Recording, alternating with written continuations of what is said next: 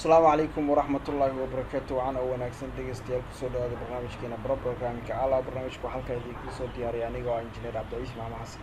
maanta barnaamijkeena waxa ku qaadana insha Allah taala write a program to read and display using two-dimensional arrays. Anaga la rabaa program nagu soo akhrinayo kadibna noo soo bandhigayo two-dimensional array.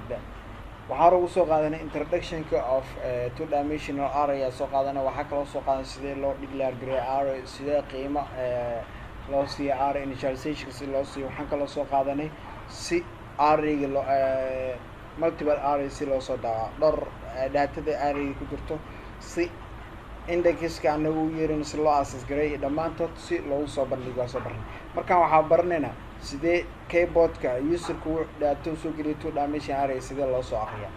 okay, waxaan soo furnaynaa barnaamijkeeni div editor-ka ahaa. waxaan sheegaynaa sida caadada ahayd marka hore waxaan declare gareynaynaa waxaan declare gareynaynaa array name-ka sheegaynaa. kadib markaan sheegno two-dimensional array calaamada lagu yaqaan sheegina. two-dimensional array waxa lagu yaqaan calaamadaas qaybta koowaad wuxuu taagan tahay rows 5 row 5 row ka koobnaato. each row na ha noqdo laba bis ay koobnaado. 5 row ha noqdo each row na laba ha ka koobnaado bis.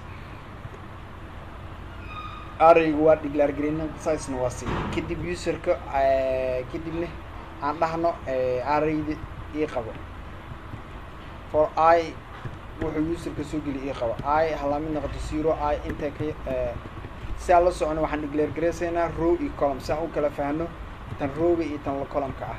row iyo column baa declare gareysanay. loop ugu horeyso oo outer loop-ka la yiraahdo wuxuu noo qabanayaa row-ga wixii row-ga ah. meeqa row ay haysanaa 5 row ala halka row-na laba column ka kooban yahay. ama waxaan sameyn karnaa laba row aan waxaan ka dhigi karnaa 5 column ama 3 row waxa rabnaa sameyn karnaa ama saan aan ka dhigno row-ga la mid noqdo 0. okay, row-ga intuu ka yar yahay row-ga meeqa waa 2 row plus. okay, row-ga waa sameynay. kadib waxaan ku dhex abuuraynaa for loop column hasina ka bilaabo 0 column kitu ka yar yahay 5 column plus aan dhahno. kadib aan dhahno marka printf userka Allah array index-kiisa rabnaa inuu noo soo geliyo Soomaa. userka aan dhahno marka subscript aan furayna horta aan dhahno array subscript aan furayna percentage d so index-ka ula socdaba index soo ula socdo waxaan sameynaynaa inta ayaan waxba ka tusaynaaba. index-kaas markaas saas dhahno percentage d waxaan dhahnaa marka index-ka waxaa noo soo dacwadaa row iyo column. kadib array-ga name-ka sheegaynaa. kadibna waxaa dhahaynaa column-kii size-ka sii sheegaynaa. row-ga aan dhahaynaa intana column-ka sii sheegaynaa. index-ka markuu row-ga 0 yahay intaa waxaa la geliyo 0. index-ka si loogu cadaado meesha index-ka uu marayo. okay,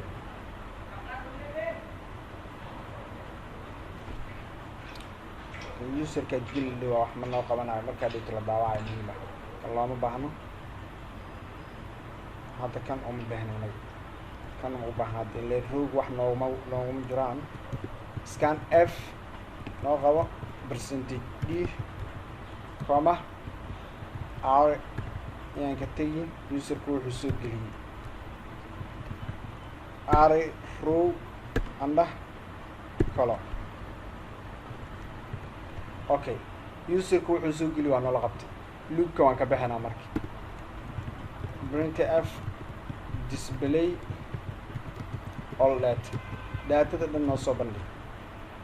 hadda userku wax kastuu soo geli waa noola hayaa see loogu soo bandhigaa marka isla sidii aan isticmaalaynaa for loop aan leenahay la mid noqoto 0 ay intay ka yar tahay rowga meeqa ka yartahay 2 samayn ay isticmaalo waa qalad ay ima declare garayso waxay garaysaa r row intuu 0 yahay row intuu ka yar yahay 2 row plus waxaa sii furaynaa column 4 c la mid noqdo 0 column-ka intuu ka yar yahay 5 column plus kadib waxaan furaynaa dacanayna marka kana iska copy garaysanayna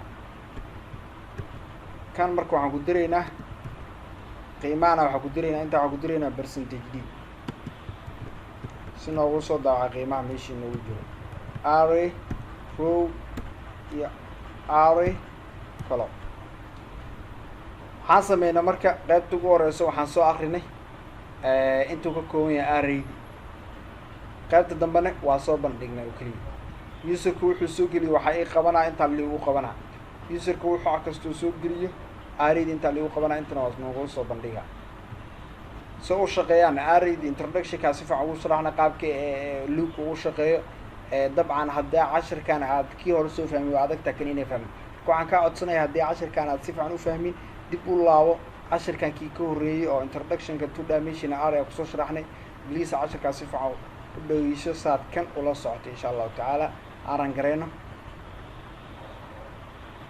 okay array indexkiisa markuu 0 yahay rowgiisa markuu 0 columnkiisa 0 waxaan geliyey 10 array weli rowgiisa markuu 0 yahay indexkiisa 1 waxaan geliyey 20 ilaa intuu soconaa ilaa 4 oo soconaa 0 columnka ilaa intuu soconaa 0 ilaa 0 wuxuu wadaa ilaa 4 okay arrayga markuu indexkiisa 0 yahay row columnkiisana oo 2 yahay 30 geli markuu 3 yahay 40 geli markuu 4 yahay waa geli 50 hadda waa isbedelaa marka waxay isbedelaa inta waxay noqonayaan 1 intana 0 loop inner loopki hadda failsa noqday outer loopki haddana soo bilaabmayo muxuu noqday inta 1 oo noqday column-kana 0 noqday inta waxaan geliyey 60 1 markuu yahay waxaan geliyey 70 waxaa isbedelaa hadda 1 loo inta taagnaa inta waxay noqonaya 2 maadaama roogi labaad le lagu jiro bis 2 oo noqday waxaan geliyey 80 3 markuu noqdana waxaan geliyey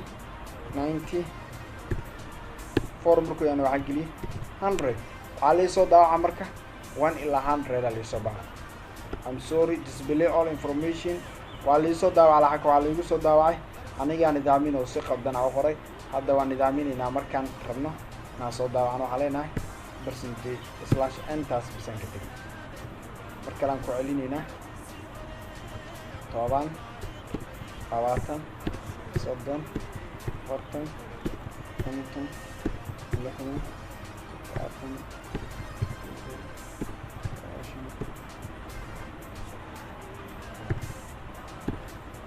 saa ujeedaan display all data index markuu 0 yahay waxaa liisoo daawaca 10 20 30 40 50 60 index 1 markuu yahay 4 waxaa liisoo daawacay sidan saa ujeedaan marka userka ayaa keyboard ka soo geliyey two dimensional how to read programka noo diro muxuu ahaa on write a program to read waxaan soo aqrin daatada userka soo geliyey userka wuxuu soo geliyey waa kan 10 oo soo geliyey waa soo aqrinay 10 20 oo soo geliyey userka wuxuu soo geliyey dhan waa soo aqrinay kadib waa noola qabtay userka wuxuu soo geliyey kadibna waa noola soo bandhigay taas waxaa noo eg marka sidee program loo soo aqriyaa loona soo bandhigay iyadoo la isticmaalayo two dimensional arrays saa ula socotaa marka waxaanu sameynaa programkaas waxaan rajeynaya inaad fahamtaan cashirkan iyo kii ka horeeya labadaba intaa dib u kulmi doono waa anigoo engineer cabdiish maxamed xasan oo idin sidaas iyo nabadgelyo wasalaamu calaykum waraxmatullahi wabarakatu